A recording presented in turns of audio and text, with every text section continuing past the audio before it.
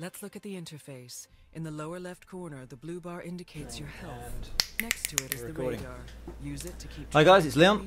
Hello, this is Dave. And we are playing Hitman Absolution, which I have recently reviewed and I gave a 9 out of 10. I loved it. It's obviously we're playing the first level, so don't go any further if you want to avoid spoilers. This is the first level, which is more or less a tutorial, so it's not really kind of representative of the full game. It's a lot of kind of teaches you how to do stuff. It doesn't finish with a proper assassination because it's quite an important story moment. I've got challenge systems here, so it basically this introduces a lot of the different things you can do. There's basically an award for almost everything. Generally, you score poorly for killing people and going mad, but there are awards for doing things within a level, and they stack up, so it's not like you have to do everything in one go. You can do a few things here and there, so you can play a proper normal Hitman stealth through. You'll collect a few stealth playthrough, collect a few awards. You could go back a bit later, go all guns blazing, collect a few more. Essentially it plays like a proper old-fashioned Hitman, but they're like, you get trophies sometimes for doing things that are a bit stupid, like blowing yourself up with a grenade. There's awards here for doing stupid stuff. And here's one of the first big new gameplay additions, which is the new cover system. Yep, which works beautifully. It's very sort of, I reference Batman a lot when I sort of talk about this, but it works like Batman where, well, it just works. If you're behind cover, as long as there's no direct line of sight, no one can see you. If you get seen, it's because you've walked into plain view or you've done something stupid. It's very kind of dependable like that. You never sort of make a mistake that you can't truly say, you know, I made that mistake. The game doesn't make a mistake. And these transitions are quite like Uncharted, with the transition from cover to cover, the rolls and things like that. It's good. It lets you get around quickly. It lets you not be seen. We saw there throwing the wrench. You can the AI, I think, is sort of perfectly is a perfect level of kind of stupid intelligence where you can't mess around because they'll find you and they'll kill you, but if you throw a brick, they will go and follow the brick, and they will stand there. And they'll even talk about how they're standing there looking at the wall, but they will kind of do what you tell them if you throw things around. It makes it really sort of satisfying to play with them. You know, that was their first look at instinct mode, which acts much the same way on a mechanical level as the old maps did in like Hitman Blood Money, but it just makes it more streamlined and less faff. Should we fiber wire him, seeing as that's what they're asking us to do? Use your fiber wire to silently. So yeah, the instinct mode kind of works like the map in that it lets you see useful things, people, patrol routes, stuff like that, but it doesn't look as far as a map. So now you've actually got a reduced kind of field of view. There's a new thing with the garrote now where not only is it a perfectly silent kill, but the fiber wire it lets you instantly carry people. You don't have to then pick them up as well, which is dead handy. I like this man's face. It's quite a detailed old man face. There's a few people that look quite happy to sort of like they've been designed to be. Like he's in a better place now. It's like they've been made to be killed in a Hitman level, and when it happens, they're so happy. It's like this is what I was built for. I'm part of things. I've been included in the activity. So so here's more instinct. If you in the old Hitman games, you went and looked in the map, you could see the whole level, you could see all the guards, you could see everything. This you can only see, it's about 100 yards or so in front around you. You can see the book highlighted there. Steady aim or fiber wire. Now, how should I approach this situation? I would throw the book and slip past. So what about here? Oh no, because that's what got us in trouble last time. Maybe just kill him. Really? Well, no, it's alright. Well, you're cool. Kill him or throw the book. I got caught. Excellent. Hitting him Slip before, past while the guard Oh, is yeah. distracted. Let's try and be uber stealthy. Come on, go and look at the book. There we Look at go. them, Go. there. Oh. Threw it too far. Oh, no, it's gonna be good. Come on. Careful, back. Oh. No, it's using instinct to check. Safe, yeah. It's fine. There's a lot of good dialogue in here, like a lot of incidental chat, people sort of talking, and it's because you spend a lot of time hiding behind walls. It's a lovely kind of touch because you will often. I found myself missing patrol routes because you wanted to hear what the end of a certain conversation. There's a lot of sort of character and life to the various sort of NPCs. You should see here the Glazer 2.0 engine looks absolutely lovely. Look at these little butterflies there, just full of lovely like ambient detail. Yeah, I mean this is the first thing they've made with it as well. Normally the first You look at something like Assassin's Creed, the first time they've used that new engine, and the amount of sort of trouble they had with it. Well, Great Iowa, they were making for years, weren't they? I mean, yeah. It's been developed for a good long time. Yeah, I think the development of the engine and this game sort of went in hand in hand. They made the engine to make this game. And here we can see this little flaming trail that essentially acts as, a little guide to where the patrol route will take them. So I'm going to push this man off this banister. Spoiler. So there's lots of little different ways of even just normal people. You know, there's environmental kills. Like here later on, there's a piano. You can slam a piano lid on a man's head. Throwable items, sharp throwable items are deadly, as well as being able to use for distractions. And here's a good tip: like there's often disguises hidden around where you don't have to kill anyone to get them. That's always, I think, the first thing I find in a first playthrough. You find a disguise and then realise you didn't have to kill these people. I like how the knife is still in there. Yeah, it's good, that, isn't it? Right, now I'm going to do this as a guard. So you have to go to the left-hand side, won't you? Yes. So the way this works is that you can, when you're disguised in a correct area, people won't be suspicious of you unless they're part of your disguise. So the guards will notice other guards, because obviously they work with them every day. I guess they move around. The gardeners will notice other gardeners. And this warehouse is set out so there's gardeners on one side. It's a tutorial. So there's gardeners on one side, guards on the other. If you're dressed as a guard, you go around the gardener side. No one bats an eyelid. If you go around, and vice versa. And then you can use blending to get past the people who will be suspicious of you. It just basically, he hides his head, he tilts his cap, something like that. That burns up your instinct, which you can see on the bottom right there. Yeah, going away. And you earn that through killing people, through doing stuff, through... there was a sprinkler there that you could have turned on to distract the guards. That would have earned you some more instinct. And you can see the little fizzy arrows there, that the way they kind of expand and make more noise lets you know how close you are to being caught. So you can bluff it and risk walking in open areas without fairly confident that you won't be seen, because you can hear how insistent the arrow's getting. Now this coming up is one of my favourite moments in the first 6 levels. It's just absolutely typical Hitman, like absolutely incredibly bleakly dark humour. It's dark humour, really funny. It's coming up here, and there's a guard who's essentially on the phone to what we believe is his dog. He started talking now. I could kiss you. I mean, that's great news. Oh man, you made my day. Yeah, thanks, Doc. Yeah, I thought I was a goner. Yeah, Doc, I gotta run. Duty calls and. Nothing could go wrong with this day. Nothing can spoil this day now. Now here's a checkpoint. You see on the right there. These are only present on up to about normal difficulty. Then they're not from hard onwards. They're not available. They're also manually activated, so you don't sort of trigger them just by going near them. You have to go up to it and basically press the button. So, like in this case, we played through pretty well. We've done quite well, so it's worth saving. I think if it'd been a messier playthrough, maybe you wouldn't have saved that checkpoint because it wasn't worth preserving. Be mindful that other mansion guards we should sneak in here. Disguise. Well, you could have snuck past him anyway, because you could have thrown the mug, and there's a disguise hidden around here anyway. Again, the beauty of Hitman, there are so many ways to approach any given situation. I'm probably going to keep telling Meik that he should have done something a certain way, because everyone plays it their own way, and I think by now I wouldn't have killed anyone. But there's some evidence up here that there was a security camera right at the beginning of the tutorial, so obviously they've got you on tape. You get a bit of money for getting rid of that. There's a disguise that we could have got without killing anyone. I think you're right.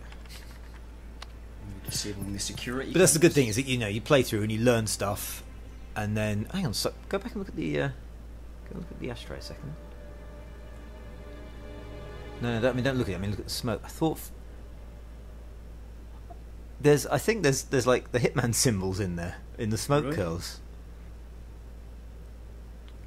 No, maybe I'm just imagining it. Yeah, I've probably played it a bit too much. Yeah, so everyone's got their own way of doing it. You can. What I found is that everyone I've played it with so far, when you talk about it, as Dave was sort of saying, everyone's got their own way of playing it, and everyone sort of looks at you like you're mad for playing it the way you did. How you handle your assignment is entirely up to you. Good luck. Now we'll have several options here. Can we do the drug to coffee one? Yes. So if you go, get the drugs in the yes, if you go upstairs. No, the drugs are up the stairs. If you go, if you go up these stairs here. I mean, there's so many different ways of doing it that. Use instinct to locate objects of interest. Yeah, they're in the bathroom.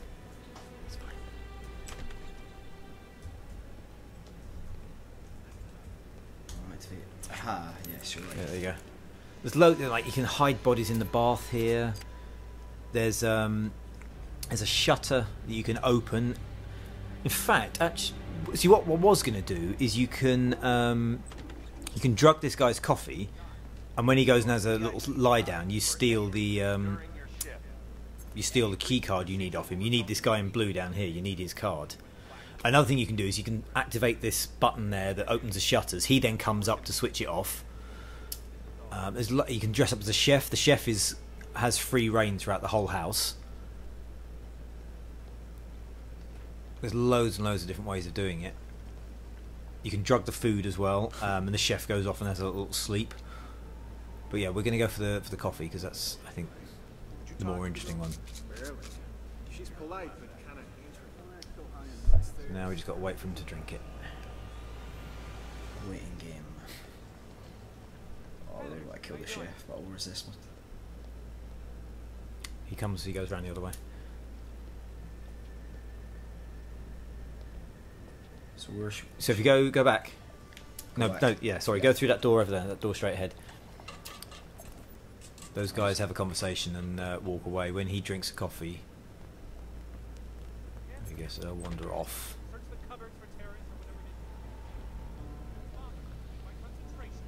And you can hide the body in there when he goes. So you can go right up to that edge and watch him, see what he does. This is blue target, we need to drink the coffee. Mm-hmm. This is Alpha. I don't care. Order one of those mobile restrooms to put in the gardens. I will not risk infiltration by allowing anyone into the There's a piano there. You can kill someone by basically putting their head in it and slamming the lid down. See that it is done. Over. And that wacky 47. What won't he do? Some of the kills later on are amazing. You can drop whale skeletons on people. You can there's a guy who chain smokes next to a box of fireworks, and you just unscrew a little valve on a petrol pump, and he blows himself up. All these fireworks go off. I remember distinctly in the review you talking about a very No Country for Old Men-esque. You know, is it a shotgun, like a compressed shotgun? In the Chicago library level, which is one of the first things they ever showed off, where you start, if you from the point at which you start turn around immediately behind you and go and look, there is a silenced shotgun like No Country for Old Men, and it is possibly one of the greatest games. I think he's going to come around this way actually. You might want to hide. Yeah, so it's a silenced shotgun that Sugar, what's his name? I can't remember now. But he had this gun, and in this game, it's incredible. It's like the impact it has when you pull the trigger is phenomenal, and it just knocks everyone flat. Even if you decide to peek out. Now, where is he going to have He's going to go and sit in the left-hand side. He's going to have a little sit down. You should be able. Beautifully orchestrated little set pieces. I think he's. There we go. He's gone. Is he gone? Yeah, you not hear him. Damn good coffee. You see the little achievement you've been given. So now we can steal a key card. Well, if you go back to where the drugs were, we can go through. Oh, hide the body. Sorry. Where should I hide the body? In the wardrobe. Can you hide it in the wardrobe? Yeah. Oh, that's good. I just thought it was on my chest. You could do it. No. That's good. Do. How did you get through? Only hiding stuff in chests? The body is now hidden. Looks so The peaceful. container has room for one more body. Like a and little still has dropped room up for you angel. to hide. So yeah, you got 135 for hiding the body. I think you get you lose about 130 sort of points for knocking someone out or drugging them, but you almost get it back by hiding them. Whereas if you kill people, you lose thousands. So I think you lose like about If your 1,500 if score you is kill high someone, enough, and you only get like you will 130 back unlock if you hide the body. So it's always sort of weighted in the favour of not killing people, basically. Correct me if I'm wrong. Essentially the ultimate way to get through this or any level would be to sneak through the entire thing in your original black suit. Yeah, that's always switching seen as disguise. that's always seen as the ultimate playthrough. Is nobody dies except the target, and nobody ever sees you. And to be honest, with some of these levels, God only knows how that's possible. Even on normal, normal is hard enough. I tried playing purist and just died of death. I could barely make it like more than a couple of yards without being seen. Yeah, normal gives you a really good challenge. I find normal very rewarding. Yeah. So yes, tutorial. So yeah, sorry, this is a tutorial. So this isn't like a proper hit. This is part of a story beat. We'll put a second video up. We'll put a few videos up, I think, but we'll do a proper level later, and you'll get to see some proper hits. This is basically just a narrative moment. Another useless piece of Meiksy info. The guy who was just on the radio there is an actor who's played the President of the United States in 24. Oh right. That's What useless. the guy with the claw hand guy, the head of the agency. I've forgotten his name. Yes. But he becomes not a very nice president in 24. He's not a very nice man in this either. And this is Diana, your former handler of the agency.